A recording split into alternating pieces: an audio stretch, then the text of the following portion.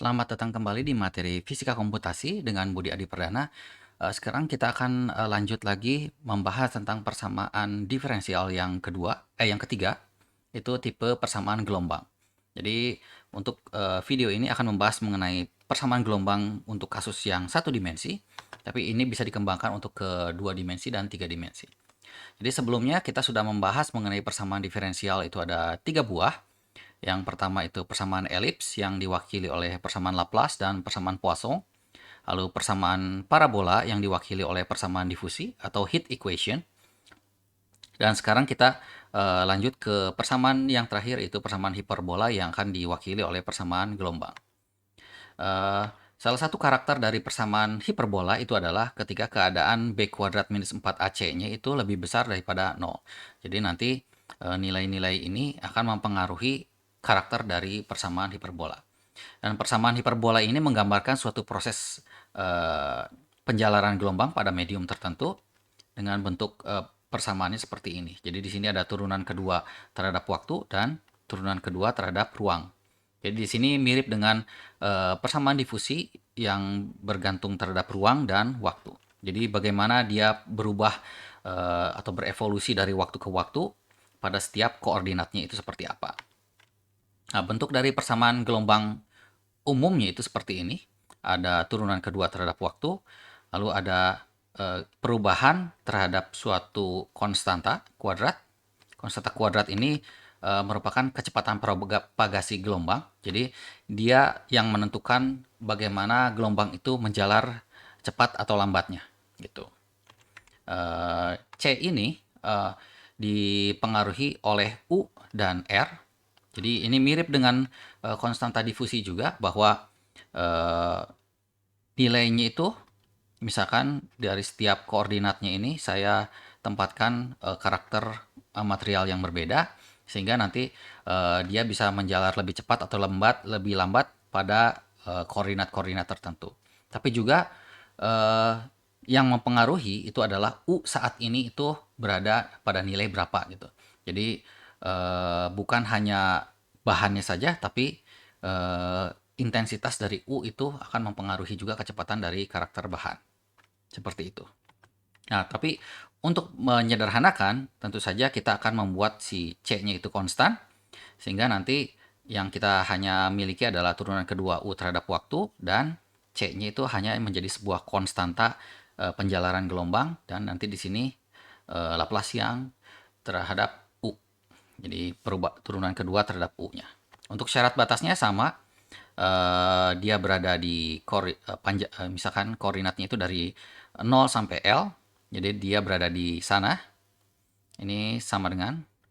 Lalu waktunya itu nanti lebih besar daripada 0, yaitu keadaan ketika pada waktu tertentu itu kira-kira gelombangnya seperti apa sih? Gitu. Jadi yang akan kita lihat adalah seperti itu.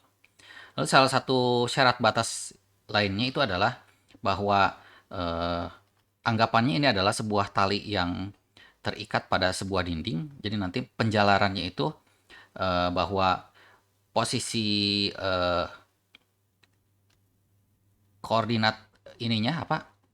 Inisialnya itu adalah eh, ini gitu. Jadi kita memiliki sebuah initial condition, lalu eh, pada ujungnya itu nilainya harus 0. Jadi di sini nilainya harus 0. Ini pada 0 dan ini pada n. Koordinat 0, ini koordinat n.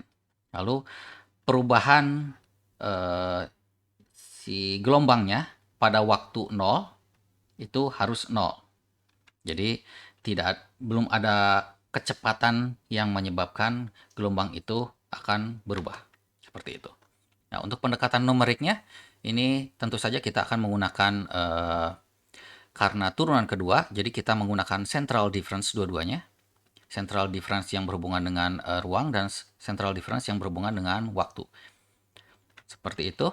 Dan ini untuk memudahkan tentu saja yang asalnya koordinatnya ruangnya itu I dan waktu itu N. Sekarang kita gabungkan waktu itu di atas dan ruang itu di bawah. Dan untuk yang central difference, untuk yang perubahan terhadap ruang, tentu saja nanti waktunya akan konstan. Dan untuk central, ini central. Central. Central difference terhadap waktu, yang konstannya tentu adalah ruang. Seperti itu. Nanti kita aplikasikan ini menggunakan central difference dan ini juga central difference. Lalu kita dapatkan persamaan ini, kita atur ulang. Dan kita akan mendapatkan 3 buah waktu nantinya. Waktu n plus 1, dan n minus 1. Kebanyakan dia waktu terhadap n, tapi ada n minus 1 dan n plus 1.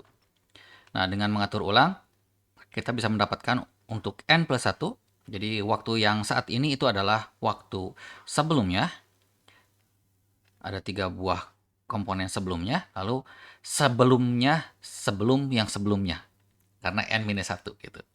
Jadi ini juga ada karakter konstanta yang digunakan untuk memudahkan nanti jadi alfa kuadrat. Jadi di sini mirip juga, ini nanti akan kita amati juga. Seperti itu. Nah, secara stensil di sini bahwa masa depan itu T plus 1 itu ditentukan oleh masa lalu dan masa lalunya lagi gitu. N minus 1. Nah, ini yang menjadi sebuah pertanyaan. Bagaimana saya bisa mendapatkan data U n minus 1? Kita menggunakan syarat batas, yaitu kondisi ketika kecepatan awal dari gelombang itu harus diam. Jadi turunan dari U pada waktu T0 itu harus 0. Sehingga nanti turunan U-nya itu adalah, kita bisa menggunakan central difference, UX delta T dan UX minus T, minus delta T. Karena central, jadi ini harus 2 kali lipat. Itu sama dengan 0. Dan di sini ini pindah ke sini tetap jadi 0. Dan kita dapatkan nanti U ini dan U ini saja.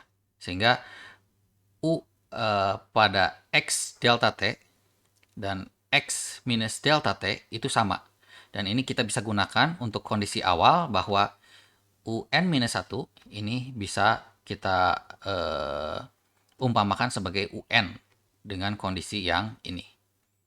Tapi ini hanya untuk loop pertama saja. Sedangkan untuk loop yang selanjutnya kita tetap gunakan keadaan yang ini. Karena setelah loop yang ke-1 kita akan mendapatkan 3 buah waktu, sehingga ini akan tetap bisa diaplikasikan seperti normal. Seperti itu. Nah, salah satu hal yang tentu saja perlu diperhatikan lagi itu adalah pemilihan delta T dan delta X. Karena ini juga akan menyebabkan kestabilan seperti pada persamaan difusi. Jadi ini salah satu contoh ketika alfanya itu saya pilih keadaan yang stabil, itu evolusi penjalanan gelombangnya itu akan selalu stabil dari waktu ke waktu. Tapi ketika saya pilih alfanya yang tidak stabil, ini akan terjadi zigzag seperti ini lagi. Karena gradiennya itu terlalu besar, sehingga nanti menyebabkan kebingungan untuk memprediksi. Seperti itu. Nah, untuk salah satu contohnya, ini saya adalah animasinya itu seperti ini. Jadi awalnya gelombangnya itu di atas, lalu dia menjalar ke kanan dan ke kiri, lalu di dinding ini dia akan memantul balik. Tapi memantulnya bisa ya karena arah penjalarannya asalnya ke atas menjadi ke bawah dan bolak-balik atas bawah gitu gelombangnya. Nah, kalau saya buat dia tidak stabil, salah satu contohnya, itu nanti hasil animasinya akan seperti ini. Awalnya dia normal, tapi lama-lama dia jadi tidak stabil. Semakin saya besarkan nilai alfanya, itu misalkan asalnya 1,001, 1,005, itu tidak stabilnya akan semakin cepat dibandingkan yang alfanya itu lebih kecil daripada 1. Ini contohnya misalkan saya buat jadi sangat tidak stabil, baru juga sebentar sudah tidak stabil. Seperti itu. Jadi untuk pembahasan mengenai persamaan gelombang itu cukup sekian. Kita akan lanjut lagi di video berikutnya. Terima kasih.